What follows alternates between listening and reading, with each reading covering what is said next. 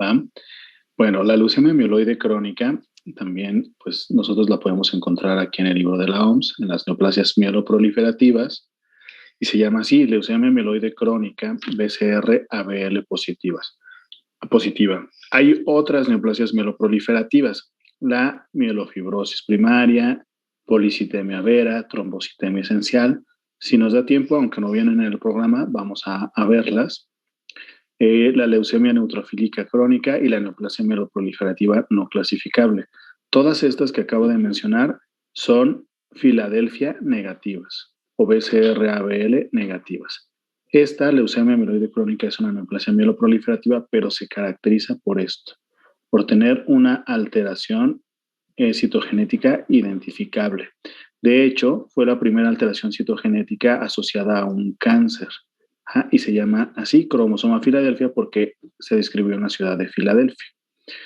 Esto fue un cambio en el paradigma del tratamiento de cualquier tipo de cáncer, porque al identificar un blanco terapéutico se creó un tratamiento bastante novedoso, un tratamiento dirigido contra este blanco terapéutico que cambió drásticamente el pronóstico de los pacientes con un cáncer, con leucemia mieloide crónica. Y en realidad, en la actualidad, las investigaciones de tratamientos se centran, o la investigación translacional se centra en buscar estos blancos moleculares de los pacientes con cáncer, pues gracias al éxito que se ha tenido en el tratamiento de los pacientes con leucemia mieloide crónica. Ahorita lo vamos a ver. Bueno, tiene una incidencia de 1 a 2 casos por 100,000 habitantes por año. La edad promedio es de 40 años y también tiene un ligero predominio en el sexo masculino. Aquí en México la edad promedio es de 40 años. A nivel mundial es alrededor de 60 años, pero aquí en México parece que se presenta en edades más tempranas. Bueno, esta imagen es la imagen de la hematopoiesis. ¿Sí? Si se fijan, pues la hematopoiesis, para que se pueda llevar a cabo, pues hay varios actores aquí dentro de la médula ósea, ¿no? La cual se encuentra en los huesos. Ustedes saben que cuando ya nacemos, la hematopoiesis principalmente se da dentro de la médula ósea en los huesos. Cuando nos estamos desarrollando, o cuando una persona se está desarrollando, pues tiene varios sitios de hematopoiesis. El primero es el saco vitelino, luego hígado, luego vaso y luego ya la médula ósea. Pues de tal manera que cuando nacemos, pues ya la médula ósea es el principal sitio de hematopoiesis.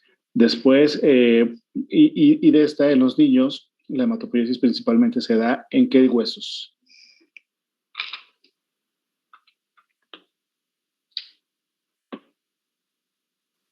En los huesos largos. En los huesos largos, ¿no? Y en los adultos, pues ya sobre todo en el esqueleto axial, en pelvis y vértebras, esternón. Por eso nosotros cuando hacemos un aspirado de médula ósea en los niños, a veces se los hacemos pues en la tibia, ¿no? Y en los adultos pues los hacemos en los huesos, en el esqueleto axial, en el esternón o en la cresta ilíaca. Bueno, dentro ahí de la médula ósea no nada más se encuentra una célula progenitora hematopoyética, sino tiene todo un tejido de soporte. Adipocitos, osteoblastos, osteoclastos, células mesenquimales, y estas forman nichos donde va a estar viviendo esta célula progenitora hematopoyética. Sobre todo un nicho perióstico y un nicho perivascular. Esas células hematopoyéticas tienen dos características principales. ¿Cuáles son estas dos características de las células hematopoyéticas? Es una célula multipotencial y tiene dos características muy importantes. ¿Que pueden autorrenovarse? Eso, autorrenovarse es una, y la otra, diferenciarse, ¿no? Entonces, bueno, esta es una célula multipotencial que puede autorrenovarse para dar origen a otras células hematopoyéticas, y también tiene a otras células progenitoras hematopoyéticas, y tienen la capacidad de dar origen a células más especializadas, a formar todo este tejido hematopoyético. ¿Ok? Entonces vamos a tener progenitores mieloides, progenitores linfoides. De los progenitores linfoides, cierro esto.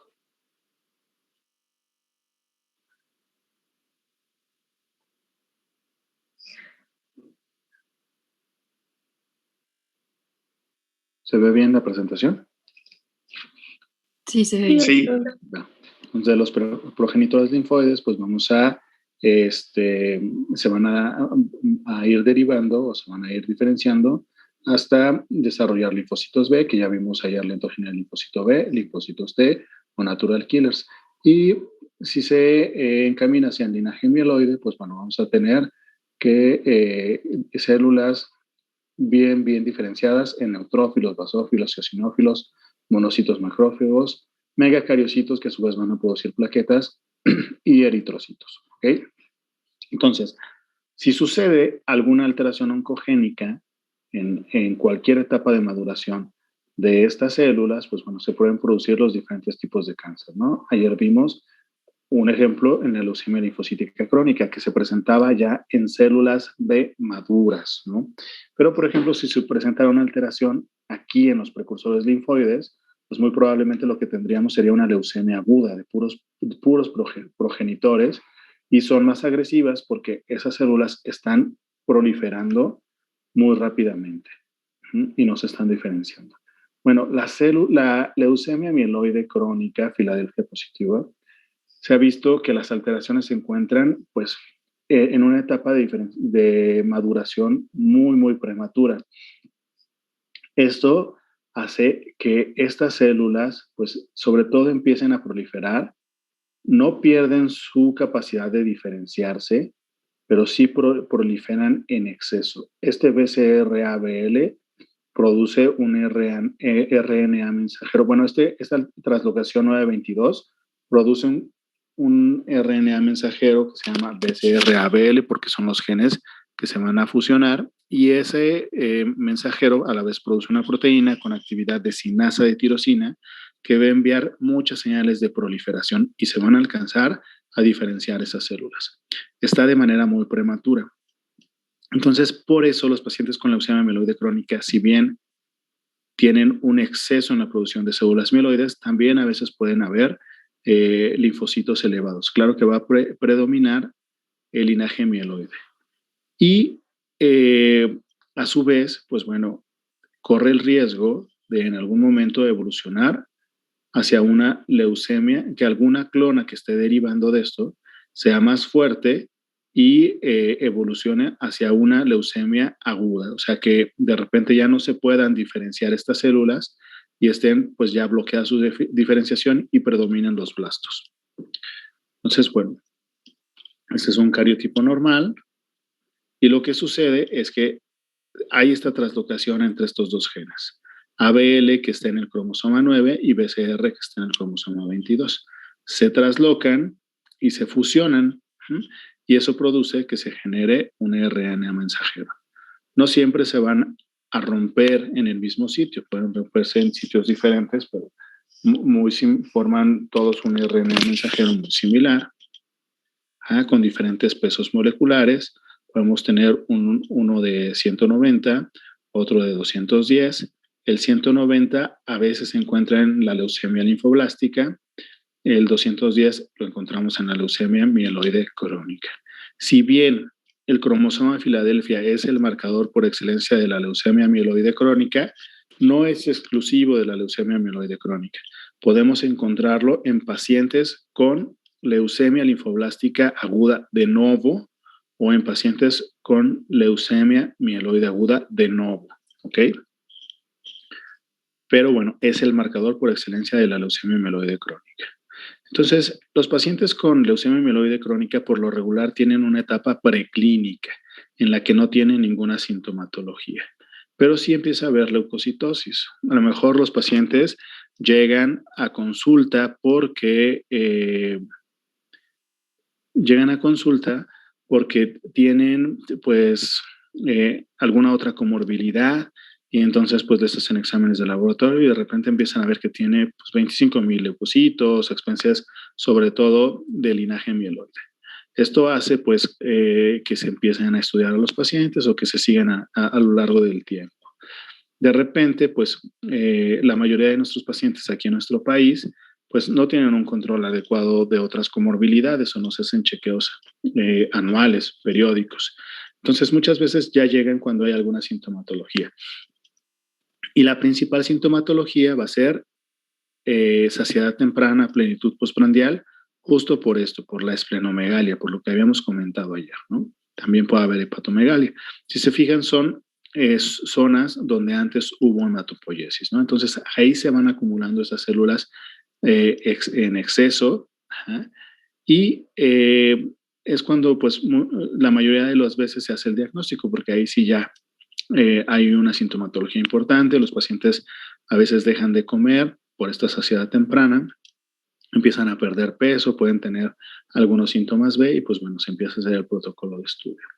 Si no hay una intervención terapéutica, estas células van ganando alteraciones genéticas además del cromosoma Filadelfia y entonces pueden evolucionar a una fase acelerada o a una fase blástica.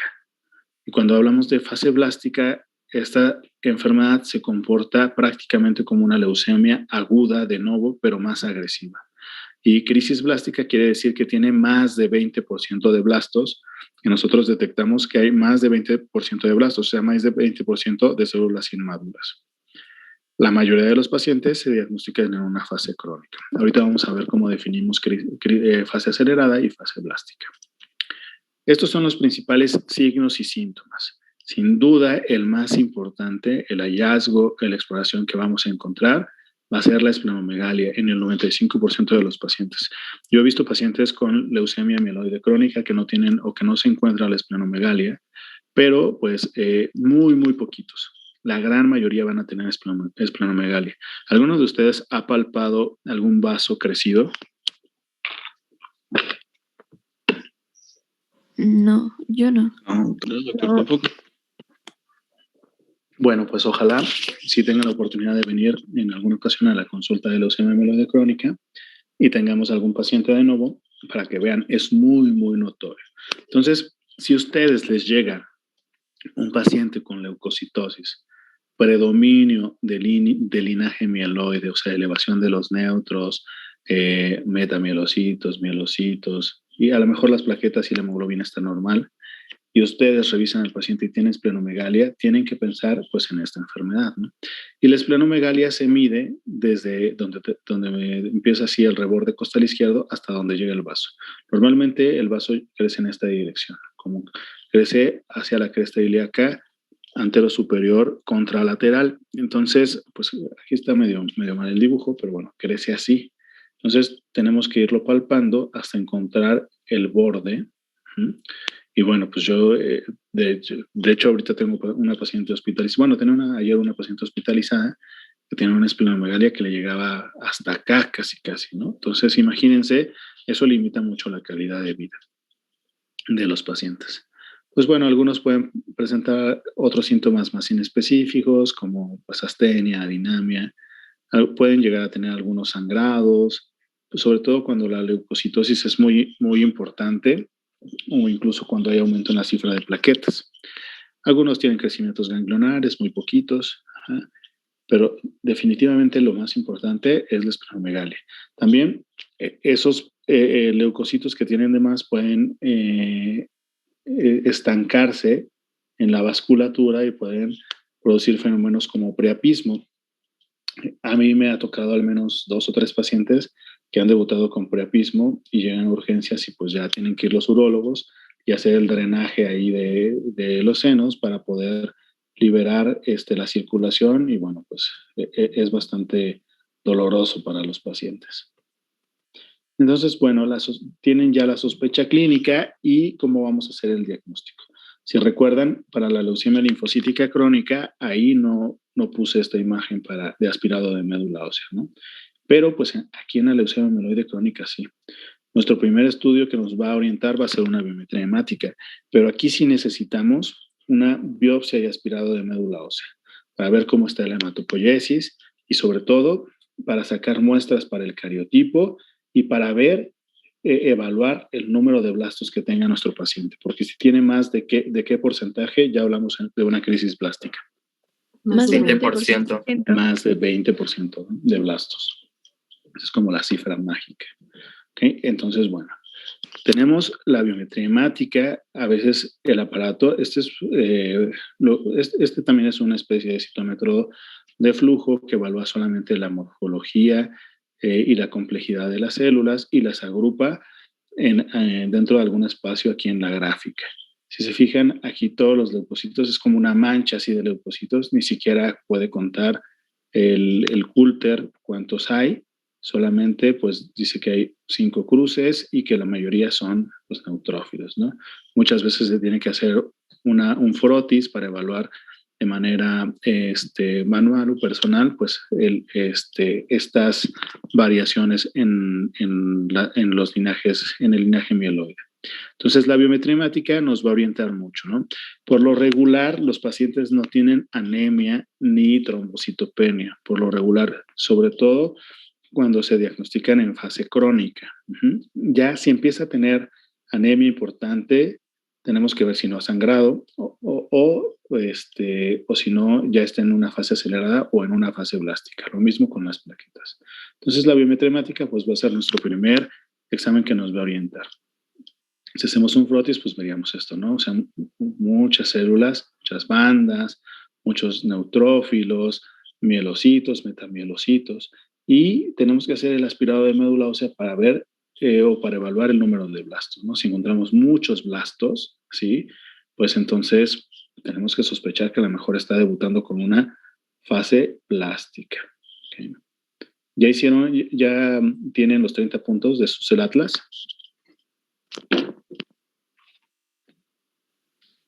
No, todavía no. Estamos en ello. Ya casi, pues seguro ya llevan como 28 o así.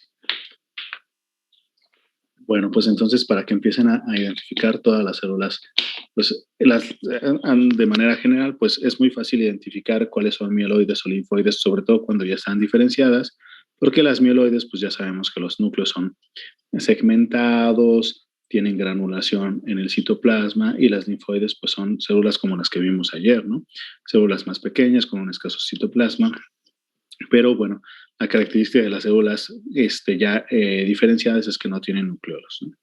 Bueno, ya que necesitamos el aspirado, la biometría hemática, el aspirado de médula ósea, entonces tenemos que encontrar forzosamente ese cromosoma Filadelfia para poder diagnosticar la leucemia mieloide crónica BCR-ABL positiva o Filadelfia positiva. Entonces enviamos una muestra de médula ósea a genética para que hagan cariotipo. Y en el cariotipo pues vamos a encontrar, vamos a evaluar cuántas metafases, se evalúan 20 metafases, entonces cuántas metafases tienen esta traslocación, este cromosoma Filadelfia. A veces no se encuentra, ¿sí? Pero no significa que no esté. Entonces tenemos que utilizar otras técnicas como el FISH, como la inmunofluorescencia por hibridación in situ. Entonces esta técnica nos permite, por medio de inmunofluorescencia, nosotros metemos sondas de 2 colores, por ejemplo, una verde y una roja. Una sonda va a buscar un gen, por ejemplo, BCR, y la verde va a buscar ABL. Entonces, se evalúan más metafases por este método y podemos ver que hay metafases que sí tienen pues separados los genes, pero habrá otras en las que están fusionados y se va a ver de color amarillo. Ajá. Entonces, por el FISH es una buena técnica para hacer el diagnóstico y tenemos también pues el estudio de PCR. Ahí lo que vamos a buscar es el mensajero, BCR-ABL. ¿Okay? Muy bien. Y podemos hacer al inicio un PCR cualitativo que solamente nos diga si existe la presencia o no del mensajero. Y luego para el seguimiento, pues sí, un cuantitativo para ver cuántos transcritos tenemos de este BCR-ABL. Entonces, bueno, ya les dije que el 90-95% de los pacientes van a debutar en fase crónica, pero debemos de sospechar de una fase acelerada o blástica cuando encontramos alguno de estos criterios. Bueno, blástica ya saben que es más de 20% de blastos. Hay 2 criterios, los de la European Leukemia Net y los de la OMS. Vamos a tomar en cuenta los de la OMS, los del 20%, porque son por lo regular los que todo el mundo utiliza. Entonces, cuando hay más de 20% de blastos, pues ya decimos que es una fase blástica. O cuando hay afectación extranodal. Si bien esta enfermedad sobre todo se manifiesta en la sangre, también puede haber afectación extranodal o extramedular. Podemos encontrar en los pacientes tumoraciones. A estos se les llaman sarcomas granulocíticos. Pueden existir en cualquier parte del cuerpo. Incluso a mí me ha tocado pues, encontrar en el sistema nervioso central. Es muy raro. Pero entonces, si encontramos alguno de estos sarcomas, pues ya, eso automáticamente pone a nuestro paciente en una fase blástica. Estos pacientes en fase blástica se tienen que tratar como una leucemia aguda. Vamos a ver mañana la clase de leucemia aguda, ¿no? Los pacientes en fase acelerada, pues los vamos a sospechar cuando, a pesar del tratamiento, el vaso sigue creciendo, igual a pesar del tratamiento, los leucocitos siguen incrementándose. Cuando tenemos de 10 a 19% de blastos, cuando tenemos más de 20% de basófilos, o cuando la cifra de plaquetas está en más de 1,000,000 o en menos de 100,000. O si al momento del diagnóstico o en la evolución del paciente encontramos alguna otra alteración citogenética además del cromosoma Filadelfia. O sea, si en el cariotipo a lo mejor, además del cromosoma Filadelfia, tiene una trisomía del 8 o tiene deleción 17, bueno, pues tiene una alteración citogenética extra. Entonces, pues bueno, eso nos habla de una fase acelerada y a lo mejor de un riesgo un poquito más elevado para el paciente. Entonces, ya que hicimos el diagnóstico, sabemos en qué fase está nuestro paciente, entonces vamos a tratar de ver cómo le va a ir. Y ya les había hecho una pregunta cuando estábamos empezando el curso de cuál era el pronóstico de estos pacientes. Pues bueno, si se fijan, hay varios esquemas hay varias escalas para evaluar el pronóstico de estos pacientes. La principal o la que más se utiliza es la escala de Sokal, que se desarrolló en 1984. Todavía no existía el imatinib. Entonces, evaluaba la probabilidad de supervivencia a lo largo del tiempo si caías en un grupo de riesgo bajo, intermedio o alto. En la actualidad, todavía lo utilizamos, pero se ha visto que también utilizamos una que se llama ELTS, pero, a ver, déjenme, voy a cambiar para que la vean, porque creo que no tengo aquí esa.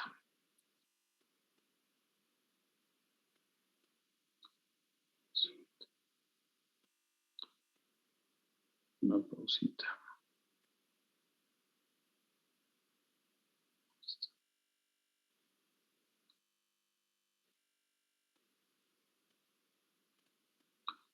Ok. ¿Se ve el cuadrito ahorita donde está la escala de Sokal y la de ELTS? Sí. Perfecto. Entonces, bueno, estas son las recomendaciones 2020 de la European Leukemia Net. Entonces, si se fijan, también nos evalúa el riesgo de morir por la leucemia. Y podemos clasificar a nuestros pacientes, ya sea por Sokal o por ELTS, en riesgo bajo, intermedio o alto. Y aquí vemos qué es lo que pasa dependiendo, cómo les va, dependiendo de su grupo de riesgo. La probabilidad de supervivencia a 10 años es bastante buena incluso para los de riesgo alto. Y si se fijan, la probabilidad de morir por leucemia a 6 años es muy bajita. Incluso para los de riesgo alto es del 12%. Entonces, bueno, la idea actual de los pacientes con leucemia mieloide crónica es que deberían de tener una supervivencia similar a la de una persona que no tiene leucemia. Anteriormente, pues les iba muy mal porque los pacientes que no tienen tratamiento con inhibidores de sinasa de tirosina, pues van evolucionando a fase acelerada o fase blástica y a lo mejor en una media de 3 a 5 años, pues ya estaban muertos. Entonces, antes solamente los cuidados el tratamiento se centraba en los cuidados paliativos. Se daba arsénico, irradiación esplénica, quimioterapias como sulfán, hidroxiurea. Desafortunadamente, en muchos pacientes todavía solamente podemos utilizar hidroxiurea porque es menos costosa.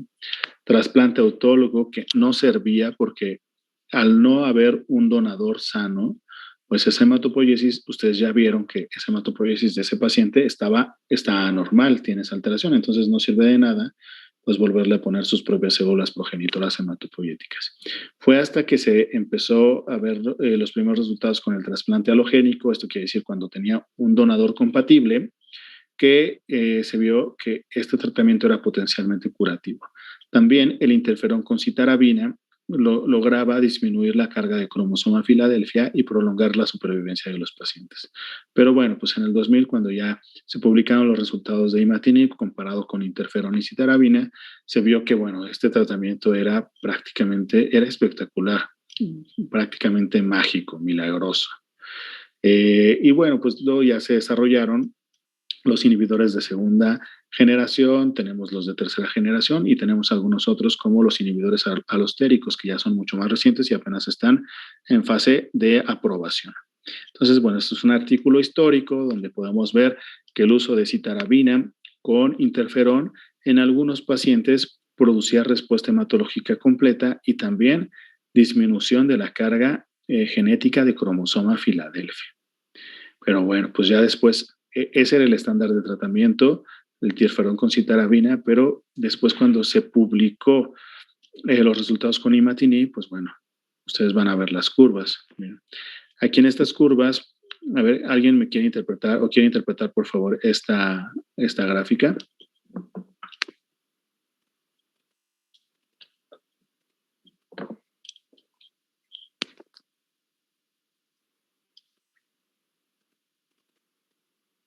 ¿Quién se anima? O yo digo, así a ver. Vamos a ver.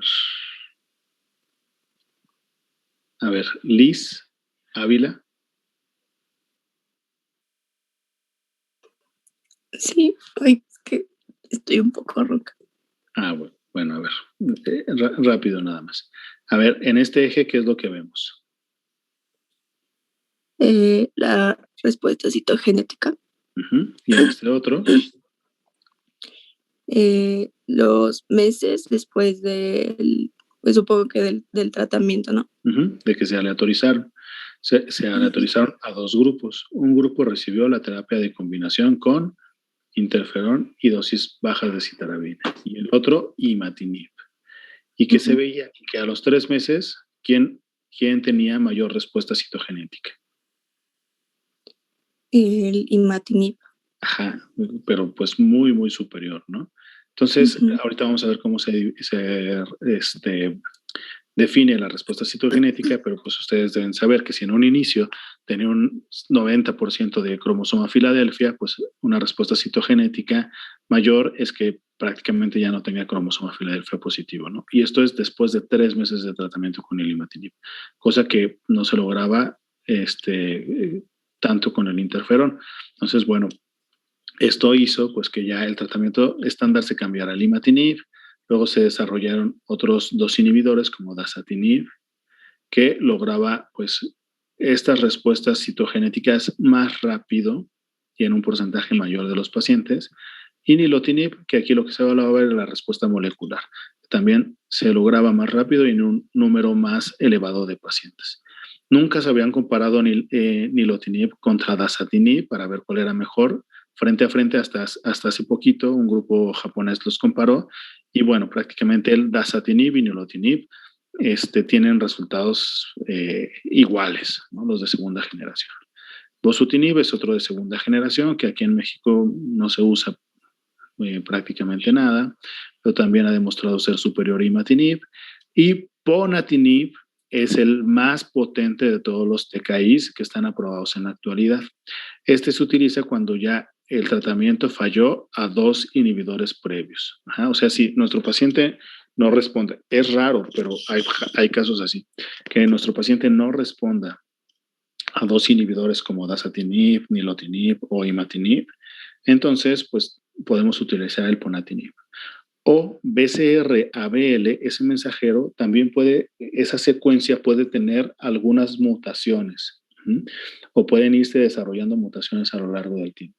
Entonces, hay una mutación que se llama T315I.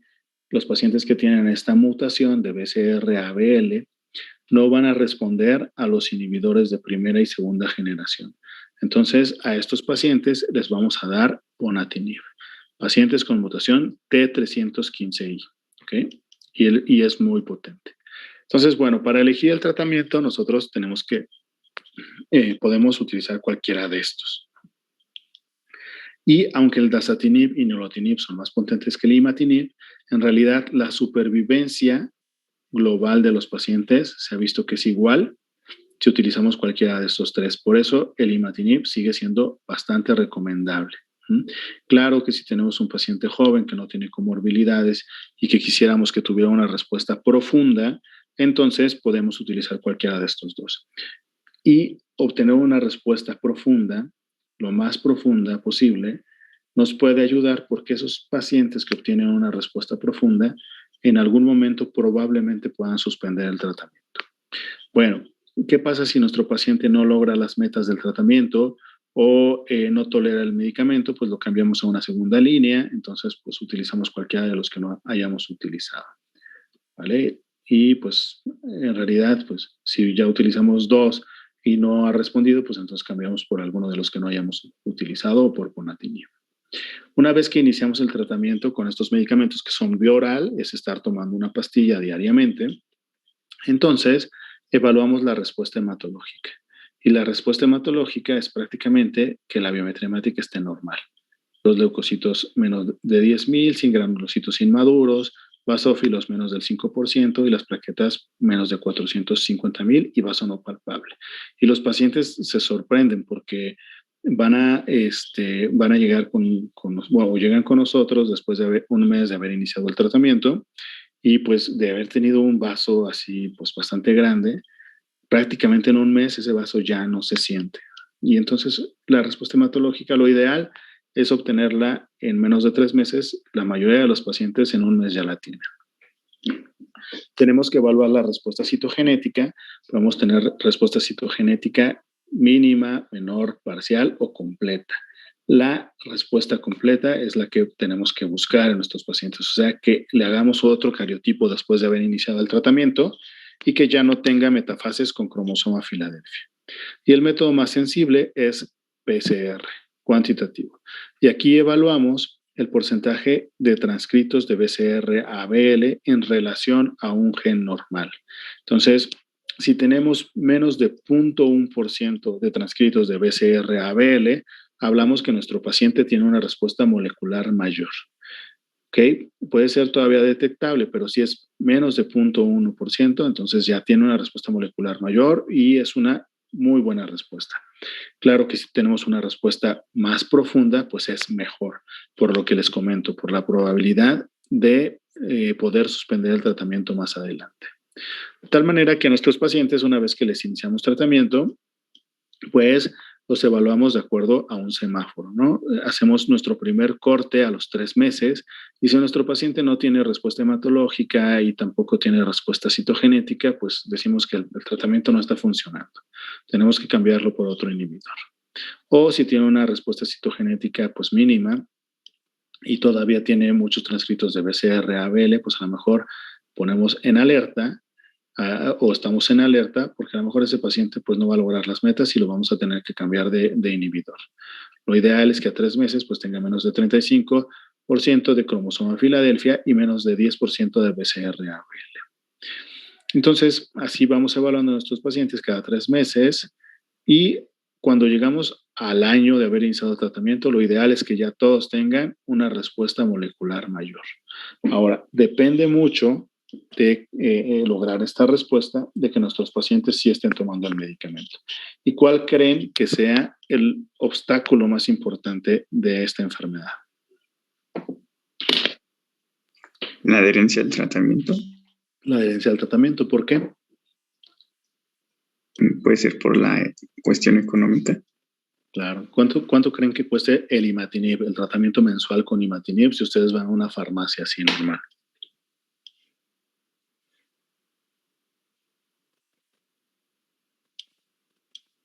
Así calcúlenle.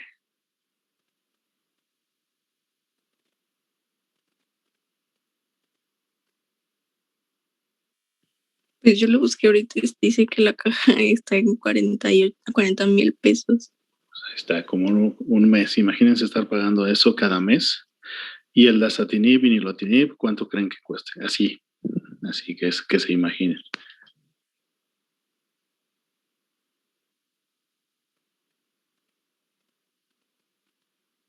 Así digan una cifra, la que ustedes se imaginen que crean. 20,000. No, pues son más caros. Si el imatinib El cuesta doble, 40,000. Sí, el doble. 87,000. 50. Sí. Ujú. ¿Y el ponatinib cuánto creen que cueste? 100,000. Más de 100,000 pesos. Cuesta como 130,000 pesos mensuales. Entonces, pues es imposible, ¿no? O sea, incluso teniendo un seguro de gastos médicos, pues te lo acabas. Entonces, bueno, pues ahorita tenemos ese gran problema. También debe haber un esfuerzo entre el gobierno, las farmacéuticas, pues, para que bajen los precios, ¿no? Fomentar un poquito más los ensayos clínicos aquí en México, la investigación, para poder hacer que nuestros pacientes accedan a los fármacos. Poco a poquito, digo, por ejemplo, en el INCAN ya tengo pacientes que el INSABI pues les ha empezado a dar su medicamento, por poquitos. Espero poder incluir a todos y también incluir aquí a los del Hospital General. Pero bueno, pues sí, es un tratamiento bastante costoso. Esta es una diapositiva que pues resume lo que hemos estado hablando. Pues hacemos el diagnóstico de leucemia amiloide crónica, seleccionamos el inhibidor, dependiendo del riesgo y las comorbilidades de nuestros pacientes. Evaluamos la respuesta cada 3 meses, vemos la tolerancia, si tiene falla al tratamiento, ver por qué está fallando, a lo mejor no se lo está tomando. Si tiene efectos graves, pues a veces suspendemos el tratamiento unos días hasta que se recupere ese efecto adverso y luego lo reiniciamos. Y si se está repitiendo constantemente, pues entonces suspendemos ese tratamiento y lo cambiamos por otro inhibidor. Si nuestro paciente tiene muy buena respuesta y una respuesta molecular profunda, entonces podemos evaluar en algunos suspender el tratamiento. Se han hecho ensayos clínicos en donde se suspende el tratamiento y bueno, pues el 50% de los pacientes logran mantener esa respuesta molecular mayor sin tratamiento, lo cual es bastante bueno, pues para ellos y también para la economía, ¿no? Entonces, pues estas son las recomendaciones de cómo debemos de medir con PCR. A los 12 meses ya debemos de tener una respuesta molecular mayor, menos de 0.1% de BCR-ABL. ¿Okay?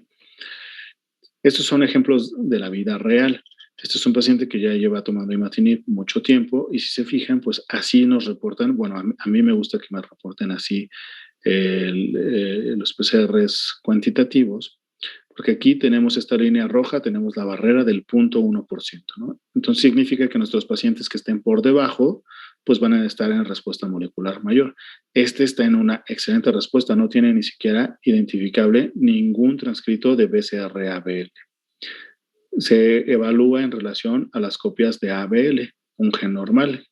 Conocemos el número de este gen, pero no conocemos el de BCR-ABL, que es el que va a aportar el paciente. Este paciente no se identificó ninguno de BCR-ABL, por eso tiene 0.00% y está en una respuesta molecular mayor. El siguiente paciente también está en una respuesta molecular mayor, pero este sí tiene 70 copias todavía de BCR-ABL. Y en relación a las copias de ABL, pues tiene un rango de 0.13%. No, perdón, de 0.03%. Esto es porque se hace una conversión con un índice internacional. Tiene 1.03% y entonces sí está en respuesta molecular mayor, ¿no? Está debajo de esta línea roja.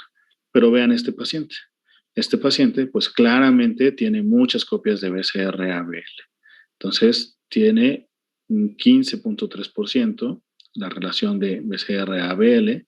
Entonces, pues claramente no está en respuesta molecular mayor y pues si este paciente ya lleva pues más de 6 meses o 1 año con el tratamiento, entonces lo ideal es que pues busquemos que le cambiemos de tratamiento porque seguramente pues no va a lograr esas metas de respuesta molecular mayor y tiene más riesgo de evolucionar a una fase acelerada o a una fase blástica. Si esto está sucediendo, tenemos que evaluar las mutaciones de BCR-ABL. Hay algunas para que no, por ejemplo, si tiene esta Y253H, lo ideal es que utilicemos pues dasatinib porque a lo mejor los otros no van a ser tan eficaces. La más importante y la que tenemos más miedo, pues es esta, la T315I, porque solamente ahorita podemos utilizar el ponatinib o el trasplante halogénico, Pero bueno, ya va a haber nuevos fármacos. Uno bastante potente que se llama Asciminib, que a lo mejor a ustedes, si alguno hace hematología, pues le va a tocar utilizar. Entonces, el trasplante hematopoyético todavía se utiliza para los pacientes justo que tienen mutación T315I, o si no obtienes las metas necesarias, si no tienes ningún otro inhibidor, no lo pueden comprar nuestros pacientes, pues hacemos el trasplante hematopoyético. Lo ideal es trasplantarlo en la primera fase crónica, porque si se trasplanta en la primera fase crónica, la probabilidad de supervivencia a lo largo del tiempo pues es bastante buena, por ahí un poquito mayor al 50%. Pero si dejamos que nuestros pacientes evolucionen, pues obviamente todos van a morir. Entonces, rescatar un 50% de los pacientes, pues bueno, es algo bastante positivo. La adherencia es muy importante. Ha habido estudios que evalúan pacientes que van omitiendo el porcentaje de dosis. Aquellos pacientes que omiten más de un 20% de su dosis, pues tienen mucho riesgo de caer en una respuesta subóptima. Son algunos efectos adversos de los TKIs, todos tienen efectos adversos, astenia, adinamia, diarreas, que bueno, se van sumando también al crecimiento, a la edad de los pacientes o a los achaques que los pacientes pues tienen, no propios de la enfermedad, sino también propios de la edad, ¿no? Todos pueden producir alguna toxicidad hematológica.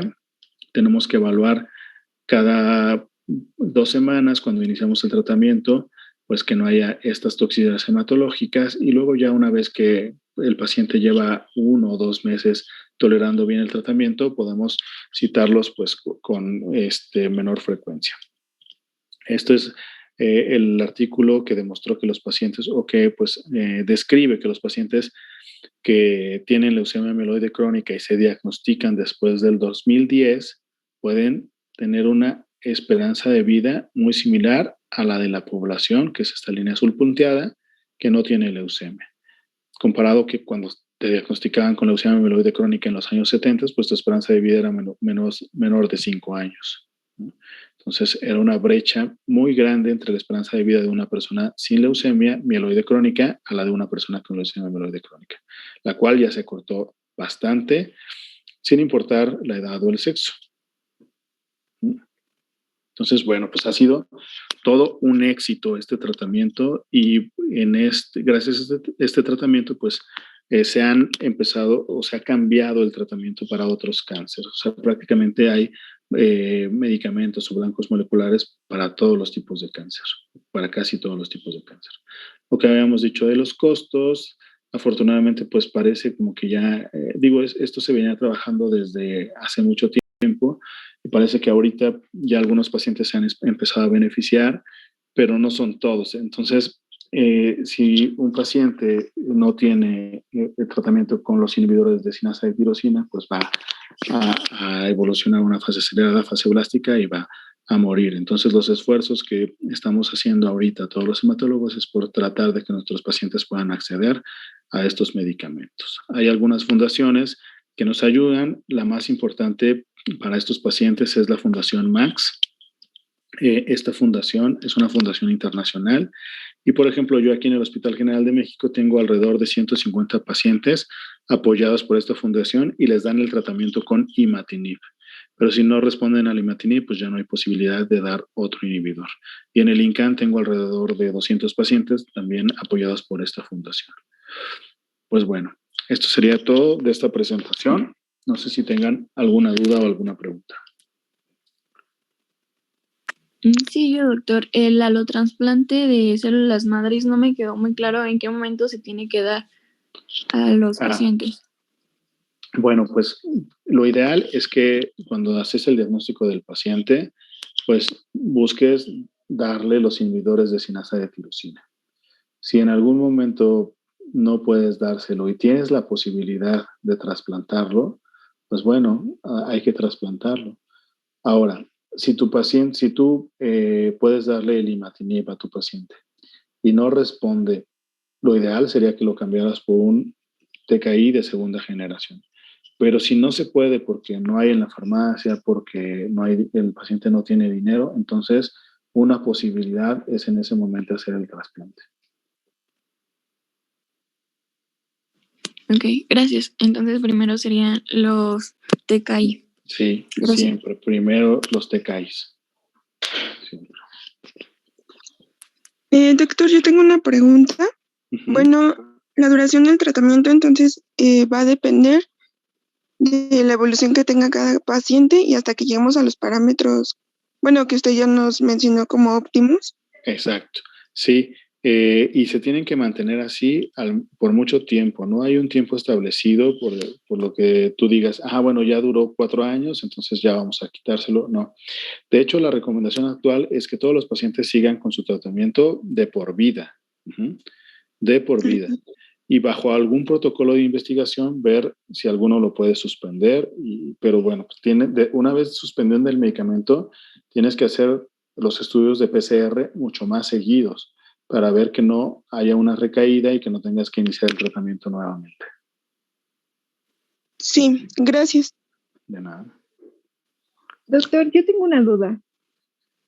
¿Cuál es el tiempo establecido que tiene que pasar para saber que los inhibidores de la tirosinasa de primera generación fallaron? Normalmente damos, ¿te acuerdas del semáforo que presenté? Si a los 3 meses todavía tienes no tienes prácticamente nada de respuesta citogenética o no tienes respuesta hematológica, pues bueno, no está haciendo nada de efecto, ¿no? Pero el punto de corte de los 6 meses o del año es muy importante. Si a lo mejor tienes la respuesta hematológica y respuesta citogenética, pero el PCR todavía no está en menos de 0.1%, a los 6 meses, pues te puedes esperar hasta el año, ¿sí? Y si en un año ya tienes menos de 0.1%, pues entonces ya te sigues con el imatinib. Si no tiene ese menos de 0.1%, lo ideal sería cambiarlo. En la vida real no lo cambiamos porque bueno, aquí en México por lo menos no tenemos los fármacos para cambiarlos. Entonces lo que yo hago es aumentar la dosis y estar evaluando a ver si con eso se puede controlar o llegar a las metas. Gracias.